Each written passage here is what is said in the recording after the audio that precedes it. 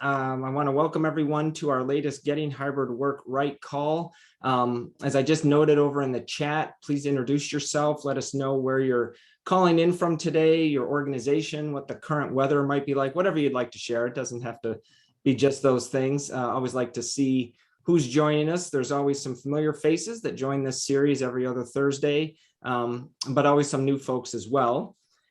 For the new folks on the call, if you're not familiar with I4CP, we are the Institute for Corporate Productivity.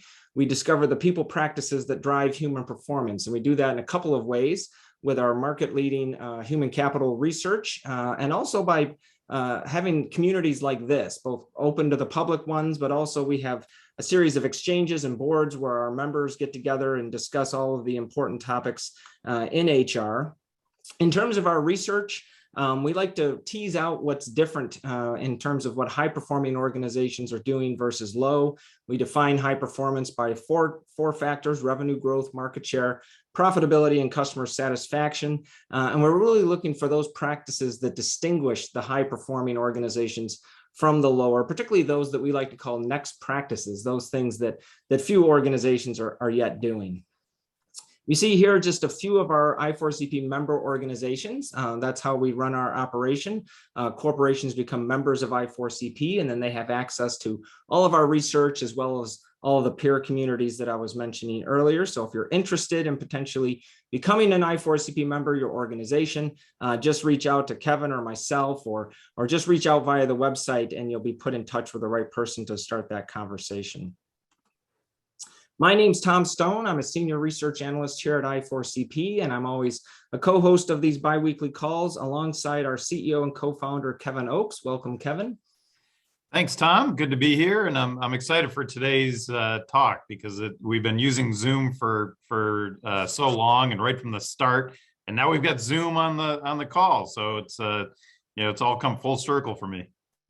Yeah, that will be great. We've been using Zoom very heavily even before the pandemic, but certainly more heavily since March of 2020, as have so many of you on the call. So we'll be introducing our special guest here in just a little bit, but a few other announcements and then a little bit of research that we want to share with you first. As I've been saying, this is a biweekly call, our Getting Hybrid Work Right series. You see a couple of the other ones coming up on the 28th and then again on May 12th. On the alternating weeks, we have more topical focused or audience focused calls. You see some of the great guests we've got coming up: PC Bryant, Christine Deputy, Marcelo Modica from companies like Norfolk Southern, Pinterest, and Robinhood. There's even more that are already lined up going well into the summer. So we're excited. These are always on Thursdays at 11 a.m., whether it's the Getting Hybrid Work Right series or the more topical audience-driven ones on the alternating weeks. So if you're interested in any of these topics or events, just go out to our website. We'll put the URL for that over in the chat as we go along. One of our recent research studies was something we did in conjunction partnership with Fortune magazine. It's called the Talent Imperative, and it's focused obviously on what all companies are focused on right now: retraining and attracting talent in this very difficult labor market. A lot of the findings will be available only to I4CP members, but we do have an initial brief that we've published and is available out at the website. Again, we'll put that link for you in the chat. But everyone is feel free to download the initial brief. And Kevin, I know you had a good time talking with Fortune CEO Alan Murray up on the stage at our recent conference. Yeah, and we've continued that conversation with Alan and with a number of executives at Fortune. What's great about Fortune is they bring that CEO perspective into the conversation, Tom, and we've been really exploring the CHRO and CEO intersection and how CEOs are thinking about talent and particularly labor shortages and skill shortages going forward, which is the #1 concern of CEOs right now, over and above things like inflation and supply chain, et cetera. So we're exploring all those issues in the talent imperative and some things that we're doing with Fortune beyond that. So looking forward to more things from this partnership. Yeah, that's great. It's always great when we can partner with well-known organizations like that. All right, I want to pivot now, Kevin, in particular, you've been great, always great, but recently you've been curating a lot of very interesting research from beyond I4CP. And we wanted to take this opportunity on this call to share some of that all with you, and also in part to set some context and set up our conversation with our guest from Zoom today. So a couple of things that we found from Castle. If you're not familiar with Castle, they're a corporate real estate firm. We found this graph to be very interesting. So way on the far left there, you see if pre-pandemic is just considered 100% occupancy for Castle properties across the many cities that they have corporate real estate, you just take that as the 100% marker. Obviously, it plummeted by March of 2020 in terms of corporate real estate being used, dropped all as low down to 15% there in April. It started to creep back up in the months and years since then. You see there on the far right, it's gotten as high as 38%. There was that dip this most recent December, January timeframe due to the Omicron variant. 38% still not nearly what it was pre-pandemic. Another interesting chart from them showed that actually at the end of March, it has risen now to 42%, and that's an average across all the cities where they have properties. So you can see on the chart on the right, some cities it's a bit higher: Austin, Houston, Dallas, the Texas area, it's above 50%, even as high as 62% for Austin. In terms of, again, offices that Castle has been actually in use. But then you see some other areas like San Jose and New York and Chicago where it's down only in the 30% still. So interesting data there from Castle. And all that data comes from actual card swipes of people coming into those properties. So it is interesting to follow. Probably, more accurate than most, just around what does the occupancy look like in these major cities. Yeah, absolutely. This is another one you found, Kevin. A Good Hire did a survey of 3,500 managers in America, and 77% said that there would be severe consequences for those who won't return to the office according to the company's policies. Yeah, this one made us scratch our heads. I think for a lot of people that saw this, and it bears watching. Maybe this is just an outlier survey, but I think a lot of us were pretty surprised given the proliferation of remote work and hybrid work these days. How high this percentage was of managers who said that if people didn't come back to the office, they would consider firing them, cutting their pay. They would lose promotion opportunities. We're going to talk about that in a little bit. Loss of benefits, even loss of paid time off, which is a little shocking and a little surprising. We've seen a couple other studies that also mirror just a back to the office mentality in certain audiences, and so I think this is something that we're going to keep our close eye on for sure. Yeah, one of the 5 things here, the loss of promotion opportunities. You and I both, Kevin, have seen articles where it's almost accepted as fact that this is going to happen, and I think psychologically humans are humans, and it makes sense that this could be an issue. But it disturbs me when leaders use it as sort of a threat or a bludgeon, like there's no way around this. We can't change. We can't improve. Yeah, it is a little concerning. And I had said at our conference, Tom, that I thought proximity bias or location bias would be something we'd be talking about for the next year or two, and it's already starting to happen. We're seeing this creep into a lot of organizations. I've actually heard from some senior leaders that they're very willing to have employees work remotely. They just won't be eligible for promotion, which I was a little shocked to hear. And so whether this is a declared bias or a hidden bias, we've created a checklist here, and our research team's done a great job at acting very quickly around how you can look at overcoming proximity bias and trying to look for where that might be a hidden bias within some leaders. I think this does bear watching going forward, and is something we'll be talking about more. Yeah, absolutely. So the tools here are for I4CP members. So if you're on the call and you haven't downloaded these, the one on the left is a recently updated version of a previous checklist that we had. And the one on the right is a more interactive PowerPoint version that you can actually fill out and use in your organization. And I love a few of the comments that are coming in. I'm glad people are keeping that chat open after they introduced themselves earlier on. like Wade saying that that it's just nonsense, and Joe saying it's just poor leadership on so many levels to just assume that this will be a major issue. Again, it's to some degree human behavior to pay attention to folks that are closest to you, but there's things you can do to fight against that.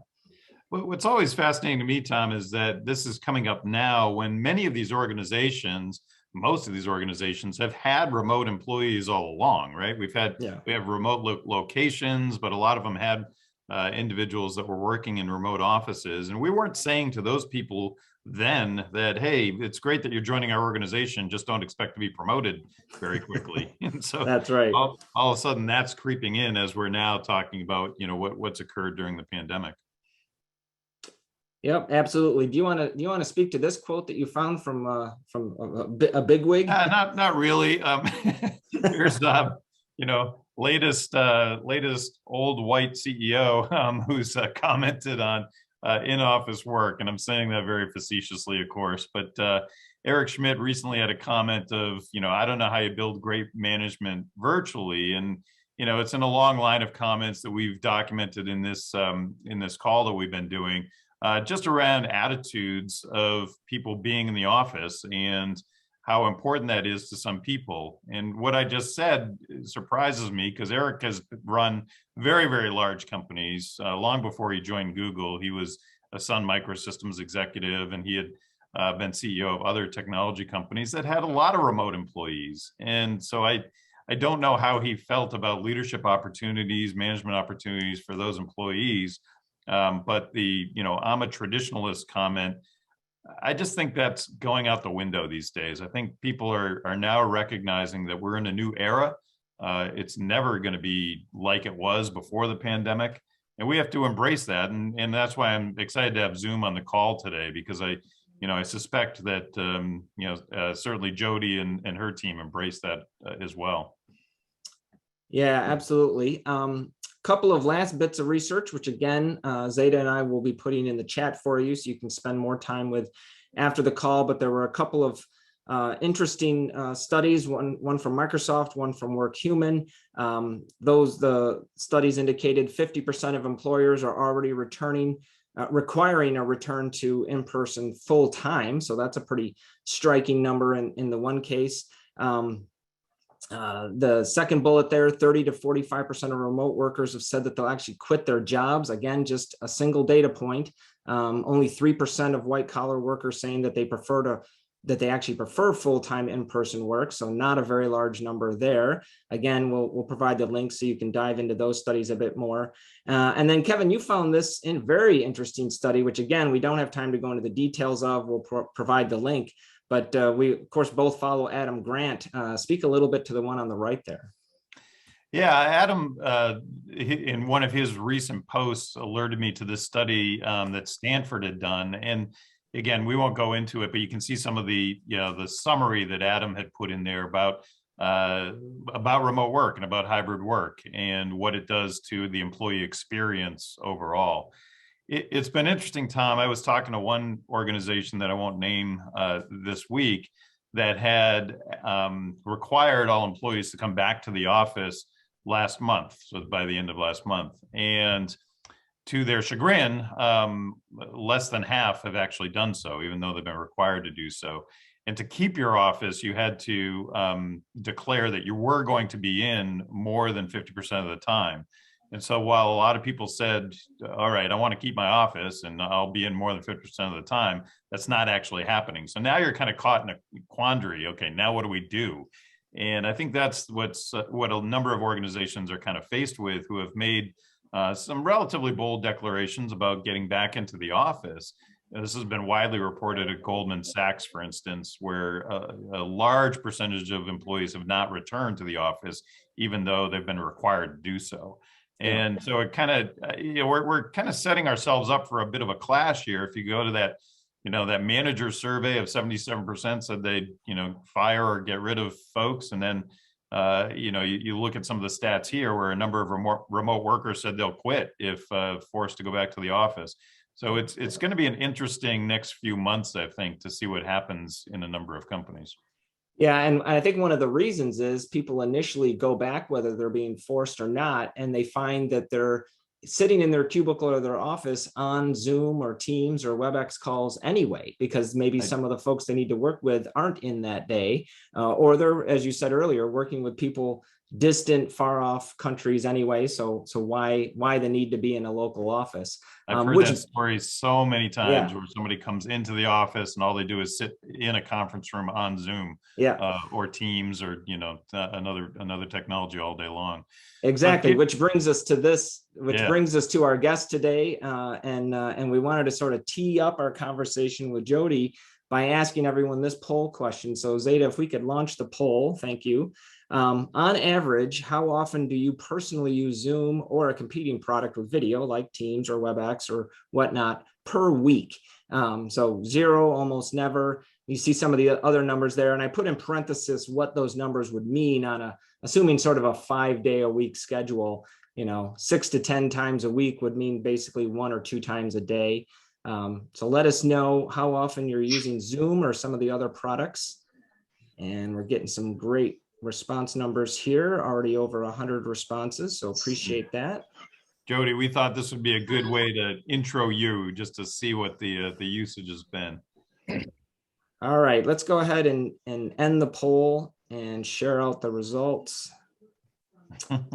And not surprisingly, I threw in that last response. I'm essentially always on Zoom or a similar tool all day. Got the #1 response, and then it trickles up from there. So pretty frequent is second, 3 or 4 times a day is next. And no one, of course, said 0 because you're on a Zoom call right now, and presumably you're on at least 1 sometimes. So. It's Jodi, when we used to do this call, we'd give very specific instructions on how to use Zoom. We stopped doing that a long time ago. Everybody knows how to use use Zoom these days. But let's introduce our special guest today. That's Jodi Rabinowitz. She's the head of talent and OD from Zoom. Jodi, we're just thrilled that you're here with us today. Thank you so much. I realize I'm wearing the same shirt as the picture. I pretty much only own Zoom swag. One of the benefits is we get a couple $100 for the Zoom store. And so that's all we wear. So anyway, sorry, I didn't wear a different outfit.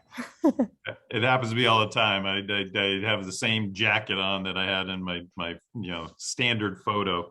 Well, Jodi, let's get people to know you a little bit. You've worked at a number of interesting organizations in your career in HR and OD.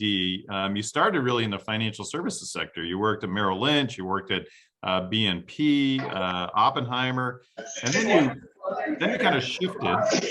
I'm getting a little bit of feedback here from Mark, I think. So there we go. Thanks.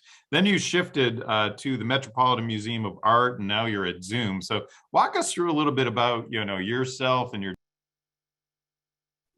the Jodi infomercial, basically. So I submatriculated into the Graduate School of Social Work when I was at University of Pennsylvania because I basically didn't know what I wanted to do and just wanted to postpone my entry into the real world. I figured getting a generic degree in people would be, a good choice. I actually landed at Bellevue in the psychiatric emergency room for 2 years as a social worker, not as a patient, but it was fabulous. I was there in the heyday of crack. So I learned so much. And after that, I made my foray into the corporate world by working at a boutique employee assistance firm. And then I won the lottery by getting a job at the Center for Creative Leadership. Those were the days where they put an ad in the New York Times, and I applied, and that was amazing. I feel like I learned so much at the Center for Creative Leadership. I couldn't believe that they unleashed me into companies and asked senior executives, what's keeping you up at night? I truly had no idea what I was doing, but it was a wonderful training ground. And from there, Merrill Lynch was my client, and I was offered an opportunity to work inside. And then, like financial services, who's very accustomed to binging and purging employees based on the market, I was hired and fired a number of times just because of the markets. And then after financial services, my last job was at Oppenheimer Funds. And after that, I swore I would never, ever, ever go internal in a company again, that I would hang a shingle. And I got a call from the Metropolitan Museum of Art, which was so out of my realm. I love art, but I'm not I mean, there's people that really would sell their firstborn to work at the Met and just absolutely love the Met. I mean, I went on class trips and I went on a couple exhibitions, but it wasn't that kind of attachment. But the opportunity came at a time where they hired some consultants to create better performance management and development programs. And so I was hired. And when I got there, like nobody knew what to do with me. So I was like, wait a minute, didn't you just hire me to transform the Metropolitan Museum of Art?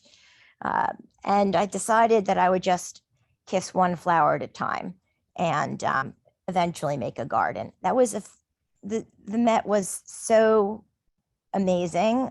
One is, unlike financial services for me, the product is relatable, right? Like art, but all the behind the scenes stuff, conservation and exhibitions and all the things it takes to make a museum run was amazing.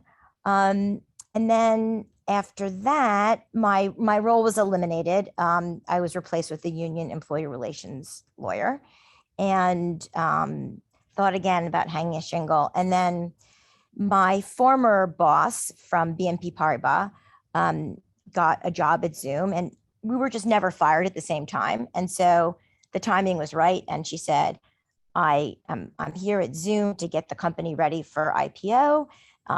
You need to build a talent and OD function. And I started in February of 2019. So I'm employee 1513. We now have over 6,500 employees. 15% of Zoom's workforce was remote pre-COVID. I was one of them. But like the rest of the world, we all got sequestered home that day in March. And while we're comfortable with our tool, I mean, the in-office people weren't using the tool to, work with their teams pretty much. Right. They were just, turn to the right, turn to the left. And we have onboarded 3/4 of our workforce these past couple of years. They have never stepped foot into a Zoom office.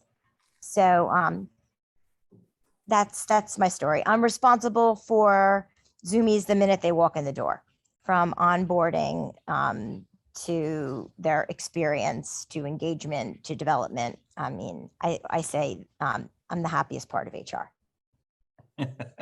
Well, so I've got a number of questions based on that story. I love the phrase kiss one flower at a time to make a garden. So I may steal that one from you someday. Tell us a little bit about what the culture was like when you first joined Zoom, and how has that changed since since the pandemic? So I could tell you that when you walked into a Zoom office, I at least once a month was either at Denver, which was a big sales hub office, and headquarters is in San Jose. I mean, it was palpable. You could feel the energy, the warmth, people just loved being there. As a New Yorker, when you walk into an elevator, you don't expect people to say hello to you. You get a little bit suspicious, actually, but and the offices have very, very active communities around. We all know what this is about. Active communities around, volunteering with the community, and they huddle every day and that kind of stuff. So I'll go in another room if she isn't. Nilla. And there's just an energy and an affiliation, and We also have something called the Happy Crew, which is a volunteer squad that celebrates birthdays and runs activities. Like we have something called Zoom Rendezvous, where people just show up for half an hour and they give you a question and put you in a breakout room. So that happens every month. And they were also very involved in the local offices. When Zoom shut down, like everybody else, employees were really upset. They couldn't go out and do volunteer activities. I mean, even if they were wearing masks, it was just not safe. It was hard for them to not really be able to touch the hand, and they missed out on that live interaction. What is it like now? I mean, it's interesting because I got to experience the origins of Zoom culture. And for people that don't have an attachment to that, I don't know what it's like for them, because I obviously have sort of a fixed mindset around what my experience is. We are a very affiliative culture. We do a lot of, like, our chat blows up when like if we have a keynote speaker, or we had like Martha Stewart for one of the events. We had like Martha Stewart and Snoop Dogg, doing some mixology thing, and the chat is hysterical. So very sort of loose and informal. And it's been interesting culturally because there are all these divides, right? There's like pre-IPO, there's office, then there's no office, never seen it. And there's this, I remember when we were small and nimble, and now we're a bigger company, which actually requires a little bit more structure and some policies and things that are hard when you're used to just, calling the CEO and saying, can you put crunchy peanut butter in the pantry instead of smooth? Like, those days are over, but there was a real attachment to that. But, we have all hands twice a month. We answer questions. Eric's very accessible from that perspective. So I think, again, the culture I experience is a little bit biased, because I think I have this image of, what we were. But when you talk to new culture, our engagement scores for culture are off the charts. People are very happy with, how friendly and open and willing to help people are. We're not bureaucratic. We are not layered. And we use our tool. We use our tool to build community. We've got 700 different chats. I personally, as you could tell, I'm in the dog lovers chat. There's a chat called Not So Serious Book Club, where, some people read it, some don't, some listen to it, doesn't matter, you just show up.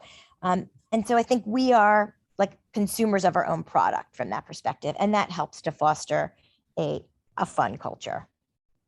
And you heard Tom and I citing some of those stats earlier.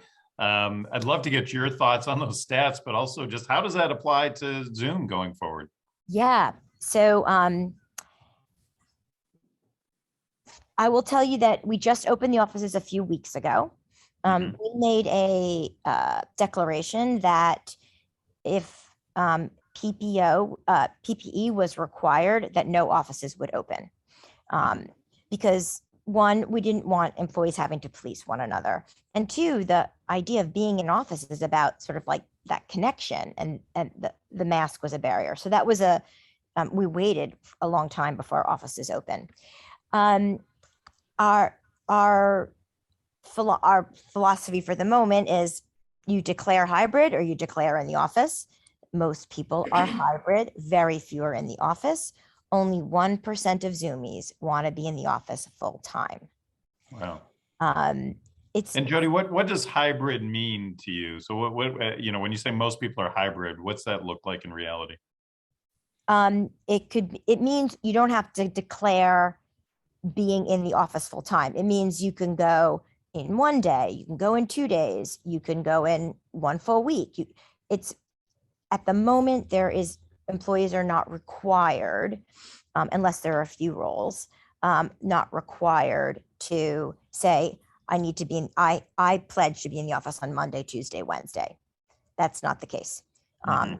So on the first day that the London office is opened, we had 100 people show up. On the second day, we had 50. And I think on the third day, we had 6.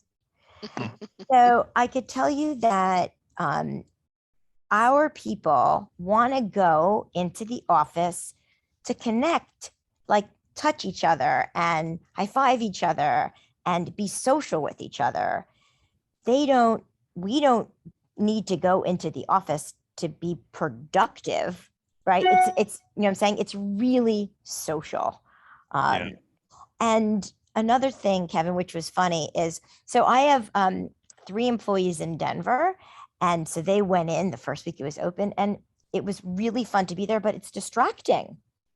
It was distracting to work because people were social, or everyone was accustomed to hunkering down. So even though it was fun, it was distracting. So are you hearing any of that? I'm just curious. We're so...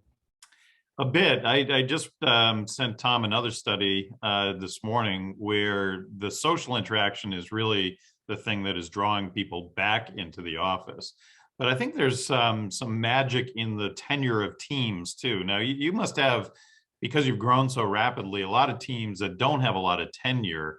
But in some other organizations that have very tenured teams, they're much more comfortable working outside of the office because they know each other, they know how to work with each other, versus having a lot of new people. And I'm just curious, if you've seen any of that dynamic, Jodi. Jodi, you're on. Oh, there you go. Okay. No, I was thinking. I was actually, it was quiet because I was thinking. Listen, it's hard to be new in an organization, even if you're live, right? So it's that much harder to do it remotely. And let me add, doing it remotely in the middle of a pandemic when you're homeschooling your kids and the fish are jumping in the boat. You are literally helping customers keep their employees employed, or you are literally in the war room of the World Health Organization. So this is like no joke.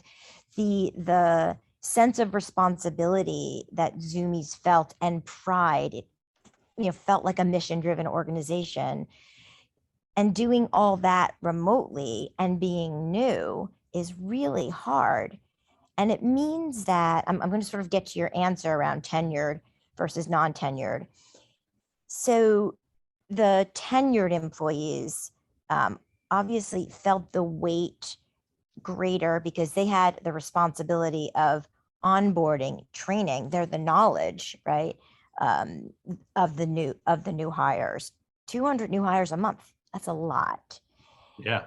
But we are very thoughtful and deliberate, which you have to be in this setting, to create connection amongst team members. Like we use our backgrounds all the time to tell stories or, get to know each other.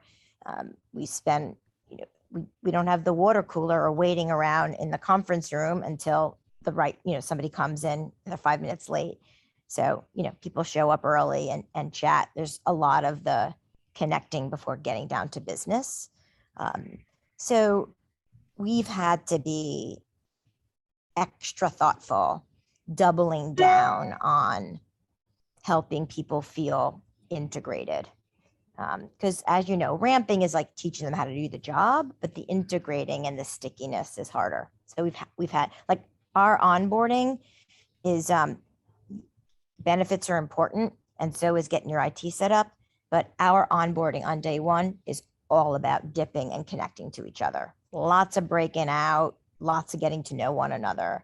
And then we do the other things another day early on, but we deliberately took out sort of the nuts and bolts the first day to get people to connect. Is there anything you've changed about onboarding as you've gotten into this and been doing it for so long, onboarding so many new employees on a regular basis? We were getting ready, just in our growth, we were getting ready to make this remote. We used to fly people in from all over the world for a few days. So we're always evolving the live thing. I'm sorry, the remote thing. The content changes. Like it used to be like, go look us up on the internet and find out what Kim Kardashian is saying about Zoom. So those things change as the stats change. Also about, it's now, there was a time where it was about how we were serving customers and the stories we had about how we were serving customers and in the middle of the pandemic. And we're a little bit off. It's not that we're over the pandemic, but it's shifted a little bit. So I would just say that content's always evolving, but the core is, one, walking away with a sense of pride in Zoom, feeling the culture dip and saying, wow, I really did make the right decision to join. And two is connecting with the people in your group. It was so cute. I got a chat from the class of 2019 onboarding. They're just checking in on people recently. So you remember those friends, and those friends also are dispersed in all different parts of the companies and ultimately serve to help you navigate other parts. I love to hear that. We have done a lot of research on onboarding, and that's one of the key areas of retaining employees is how well they developed relationships right out of the get-go. And it's not just social relationships, but people that can help you advance your career, subject matter experts, just people that can influence you going forward. And it sounds like you're doing that in your onboarding classes. The other thing that we're doing, which will be super familiar to everybody here, but we were doing a survey of not only the new hires in 3 months, but the managers of the new hires. And it's so overwhelming for managers, again, onboarding, like ingesting all of those people, again, remotely in the middle of a pandemic, meant that they weren't meeting with their new hires the way that we wanted them to. So we instituted a push. Everybody knows 30, 60, 90. So 30, 60, 90, 180, 360 push message through Workday to the employee and to the manager. And the push message is not about performance. It's about integration. So like, how are things going with your colleagues, or have you had the opportunity to participate in an employee resource group, and so I get a ping and I'm like, wait a minute, it's Damien's 30th day. So like, wow, wow, how did that happen so fast? And so, it just reminds me to say, wow, Damien, 30 days, how's it going? Now I talk to Damien every day, right? Or every other day, but just to be a little bit thoughtful, mindful about, again, a prompting question to create connection. And since we've done it, like the numbers have soared. So just a little gentle reminder, employees and managers. So that way an employee, if a manager doesn't approach an employee, the employee can be like, hey, manager, oh my God, can you believe I've been here 90 days? Little connection. It's made a big difference. Jodi, we're getting a lot of questions coming in publicly as well as privately. I want to ask you one question that came to me privately earlier on. You were talking about encouraging cross-pollination of functions. And the question is, how do you encourage that when they don't see each other randomly in the office? And have you needed to pivot away from your Zoom team activities? People in this, the person who asked the questions, team are tired of them. I'm just curious, what you would say to that.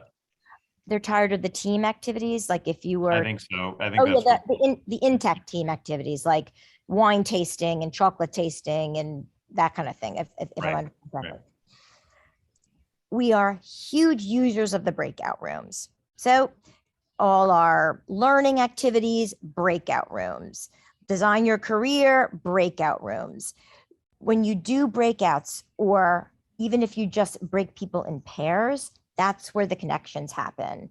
So not only all of our learning activities are in this forum. I mean, we have LinkedIn Learning and some other things, but they're very interactive, tons of breaking out. And as I mentioned, we do things like Zoom Rendezvous. Now, so Zoom Rendezvous is not an intact team, like team activity. People randomly show up. I don't know half of them. And like at Halloween, it was like, what Halloween costume do you remember? Something like that. And so I show up there's 20 people who I don't know, or maybe I know a few of them. And they break us out and they give us a question and we talk for 15 minutes and regroup. That spontaneous stuff helps with the cross-pollination. Mm-hmm, mm-hmm. Tom, I know you've been monitoring the questions that are coming in over chat. Do you want to fire a few of those at Jodi? Yeah, absolutely. We actually had two different people just ask the sort of tactical question. What kind of stipends does Zoom give for home office furniture, equipment, anything else for remote or now hybrid workers? I can actually answer that. So pre-COVID, Zoom had this amazing benefit. We got $240 for the gym, a gym benefit, yoga, whatever you want. During COVID, obviously people couldn't go to the gym. So they gave the benefit of $300 and you could use it for home equipment. You could use it for anything wellness. You could use it for groceries. And so to date, we still have that $300 benefit. So if I wanted to buy an office chair or something like that, I could take it out of that. I could take it out of that $300. Gotcha. Does that answer the question? Yeah, I think so.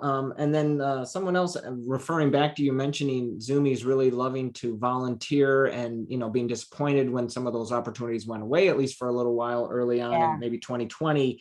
What sort of today or going forward, the question was both volunteering and time off policies does Zoom have?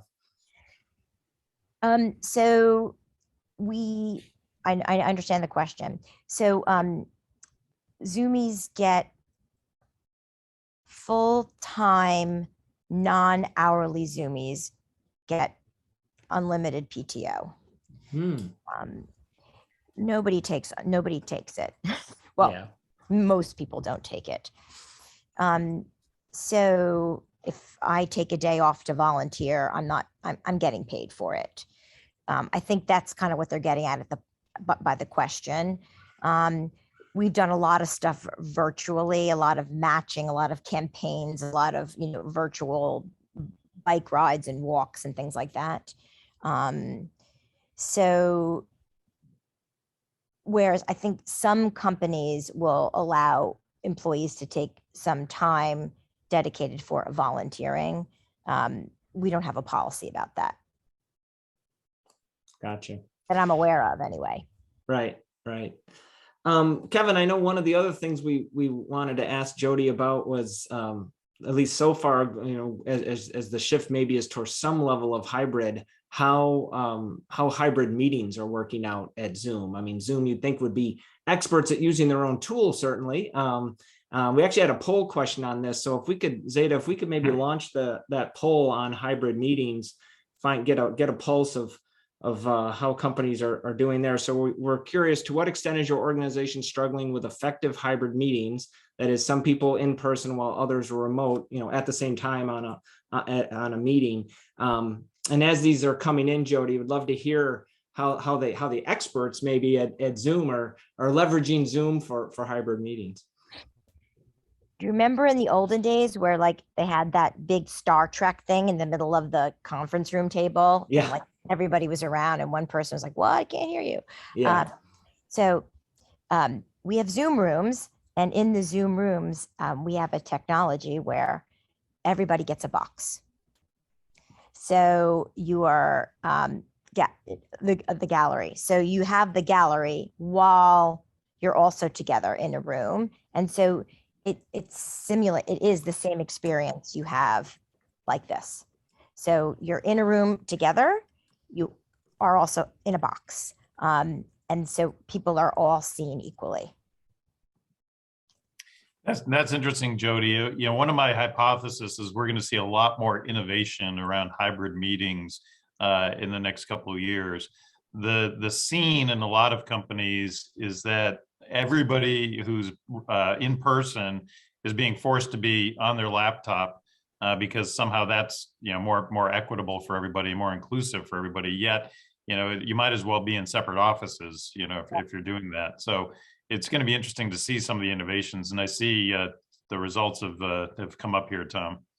Yeah, I ended the poll and shared them out, and so number one answer, not surprising, I guess. Sometimes it depends on the type of meeting and also who's leading the meeting, how intentional they are with the setup, the design. You know, if you've got some sort of activity that's happening in the meeting, is it well designed for both folks in person and that are online? Some folks saying it's too early to say. Maybe they haven't had a lot of experience yet with hybrid. I also wanted to note, I put in the chat an article I wrote last August when I could foresee that this was going to be a major topic, about you know, considerations and best practices for hybrid meetings. So that's some of the research that we've gathered, and it's been something that I've been very focused on for years. I used to give talks on virtual teams, you know, you know, best practices for virtual teams well before the pandemic. So it's been personally for me on my mind for a good number of years now. So I like what, oh, sorry, go ahead, Jody. I just wanted to comment on Colleen's comment, because I always get this, well, you have to be in person because you can't get the same level of intimacy in person as you can, you know, like you don't get the same level of intimacy on Zoom as you do in person. I completely disagree. Listen, there are things about being live, as I say, touching the hand, that can't be replicated. But what this forum does, echoing Colleen, is everybody gets an equal square. And so you have equity. The extroverts talk, the introverts chat, or they annotate. People are focused. And there is research that has said that if you're a underrepresented population, there is actually a greater sense of inclusion in this forum than there is if you are live. So I just wanted to piggyback on what Colleen said. And no way, we haven't been doing virtual reality at this point. I think there will be a lot more research on what you just said too, Jody. The rise of the introvert has been kind of interesting, because I've heard from some introverts, even in our own company, that the pressure to be on camera is too much, you know, and they don't enjoy that. But the ability to chat, like you just said, gives voice to some people that maybe wouldn't have had voice if they were live in that meeting. We did an interesting thing yesterday. We get together socially every Wednesday morning, and Carrie Bevis, who you've seen in the chat, she runs this meeting every Wednesday morning, where we put up different backgrounds of vacation spots that we had been to or wanted to go to. And it gave everybody a chance to talk about that. You know, you looked at the vacation spot and you mentioned it to them. So I thought that was a good exercise. I also wanted to comment, there was a great comment in the chat here from Karen. In the poll here, 14% said they have implemented some strong best practices. If anybody who said they have, if you're part of that 14% and you want to speak up, please raise your hand and share some of those best practices. We'd love to hear from you. I've made 3 job offers with my background. Somebody comes to meet with me and it says, you're hired. We love leveraging our backgrounds. So it's a great way to make a connection. I see Wade has raised his hand. Wade, you're off mute. Go ahead. Yeah, well, I'm in the federal government, and we've been doing this for a long time, with 100% of us being on telework during COVID. But the key is planning for the person that's not in the room with you. making sure that we have a level playing field. So Jody, you talk about boxes. We all have our laptops, and everyone's on a laptop, whether they're away from the workplace or they're in the office, or we're all in the same room, or we're scattered in the same building, or what have you. So first, we level the playing field. Second, we have to be much more deliberate about what we're doing in meetings. We have to identify what's going on and project that and share with that early. So is it decision making? Is it a collaboration meeting? Is it a problem solving meeting? Is it just information sharing? By identifying what that is, the people understand what, where, and how they're going to react and be part of that meeting.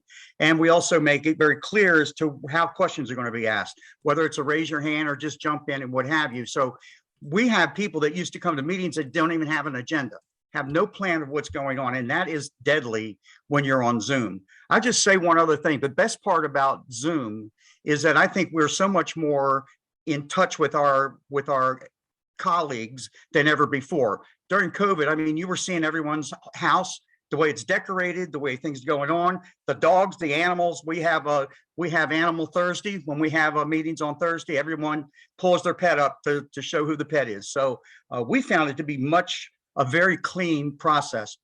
Clearly, one thing, there are some collaboration and strategy meetings where you absolutely do need to be in person. There are some meetings like that, but they're few and far between.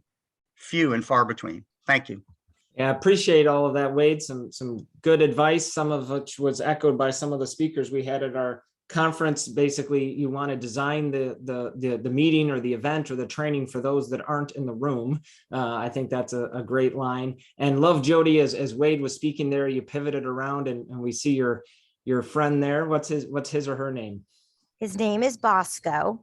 So Bosco, nice. As some of you might know, that's the name of a chocolate syrup. And it was also a main theme of a Seinfeld episode. Yes. You Yep. remember. Yeah. And has a sister named Nilla. She's yellow, like Nilla wafer. Nice. So you like the sweets in your family, it sounds like. Yeah, I definitely eat sweets before my dinner, hands down. And they go well together. Yeah. I like this comment that Carlos put in the chat, and I'd love to get your comments on it, Jody. We have more than 100 years of office work experience, so suggesting that that's the best way to work, interact with others might not necessarily be correct after a couple of years now of remote work experience. And I agree with that, Carlos. I feel like we're just now starting to discover how we leverage some of this. Is that what you feel, Jody? Oh yeah, I love this. I love trying to get rid of that fixed mindset of, well, the way I learned was like, I went to the office every day. Well, the research shows that productivity isn't lost, right? Right. I cannot tell you how many hours I work, way more than 9 to 5. Sometimes I go to yoga and I start my day at 11, but I work on Saturday nights when I got nothing to do, which I never have anything to do anyway. But I mean, get your work done, period, the end. There's, at least at Zoom, there's not been any loss to productivity, the opposite. So this is so familiar to everybody in your audience. For the people that do have that fixed mindset, I would just, again, question, what have we been doing in the past 2 years? What's been lost? What have you noticed? And the answer is not much, except again, touching the hand. But the other thing is we haven't touched the hand physically, but as Wade had mentioned, we have peeked into people's personal lives in the most profound way. Not only by sitting with them in their kitchen and their pets, but by all feeling the weight of this pandemic and the spontaneity of sadness and grief and fear and anxiety. Nobody has escaped that in this forum. So no matter how buttoned up you are. And so that is not touching the hand physically like you are live, but again, experiencing this humanity in this forum that has also deepened relationships in a way that would not have occurred had we been in the office. Yeah, that's a great point. There's humanity that you get in shared in-person experiences that can't be replicated online or even in virtual reality, frankly, although that gets us a little bit closer. But then there's different types of humanity experiences that come through online, like what you're describing and like what Wade described. So there's trade-offs there. I wanted to note a couple of folks in the chat have talked about the issue of companies saying that they're being flexible because they're being hybrid because you have to come in these 3 days. And we're giving you the other 2 days as though that's, which in the past would have been seen as a great gift to employees to be able to work 2 days from home. But these days that's coming across as still very structured, very restrictive. Yeah. And you said earlier that at Zoom, that's not the approach. You're leaving it to employees and their managers and the teams to decide and being far more intentional and specific about what days are coming in. Go later. Yeah. And one of the things I wanted to note is I need the carrots. that we did some research, and again, going back to what I described, how we do our research correlating to high performers versus low, we found a stronger correlation to high performance organizations were those that were doing what you're doing at Zoom, which is having that true flexibility and not the sort of hybrid in name, flexible maybe in name, where it's not truly flexible. You're saying you have to come in, say, Tuesday, Wednesday, Thursday, or even 4 days a week. That actually produces more negative outcomes for organizations, according to our most recent research. So yeah, totally makes sense. What I hope doesn't happen is that people's biases, meaning the manager's biases, don't creep. Truly, we have said to Zoomies, you make the choice. But I'm hoping, like, again, if this is one big giant science experiment for all of us, right? That the thing that you're discussing doesn't happen. We are, again, have not declared you have to do certain days, but we'll see what the evolution is. Yeah, I think in general, humans are pretty good at adapting, right? And I think we're in an adaptation phase right now with remote work and how we use technology. I always go back to a story I love from the 50s in the outback in Australia, where one of my best friends grew up.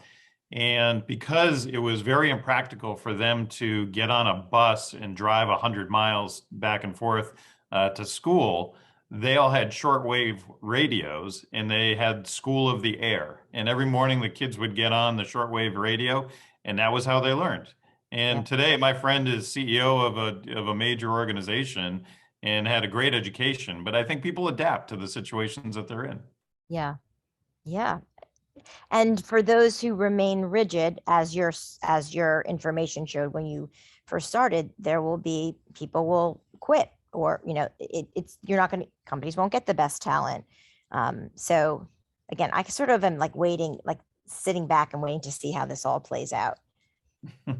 Jodi, I'd like to, we've only got a few minutes left. I want to use co-host prerogative here and ask you one question. You mentioned some of your long tenured employees taking sort of great pride in all of the really important work, especially early on during the pandemic, not just for companies, but for NGOs, for government, I know Zoom has gotten into some schools and just providing support for communities. My mom is 82 years old, and during the pandemic, she has had Zoom meetings with her homeowners association, so people that literally live down the street from her. She's had Zoom meetings with Kodak alumni, because there's a lot of those former Kodak employees. And then she's a former Catholic nun, and she's got other 80-year-olds who are former nuns who have all gathered on Zoom calls together. Really curious thing to see that. Do you have people at Zoom that really take great pride in supporting all the non-corporate customers? Do you have folks focused on that? I mean, we have people that, we have a whole sector that only, that services education and healthcare and government. We are Homeland Security's, we were, Zelensky's communication, Wow. Really powerful, Right. So powerful. The first adoption was done on Zoom. Court cases were done on Zoom. So we all have felt a great deal of pride, and And also, you know how cut off people felt. I mean, this Zoom was never intended to, do funerals and class reunions. It was intended to be, for the enterprise. But there's tons and tons of amazing stories about how this tool has enabled connection when connection was otherwise severed. Yeah, that's great to hear. I'm sure if I worked at Zoom, I'd feel the same way. The pride, yes, in supporting corporates, absolutely, as maybe your biggest customer segment, but in supporting governments and supporting NGOs and supporting community groups, all the other examples you just gave. So thanks for sharing some of those.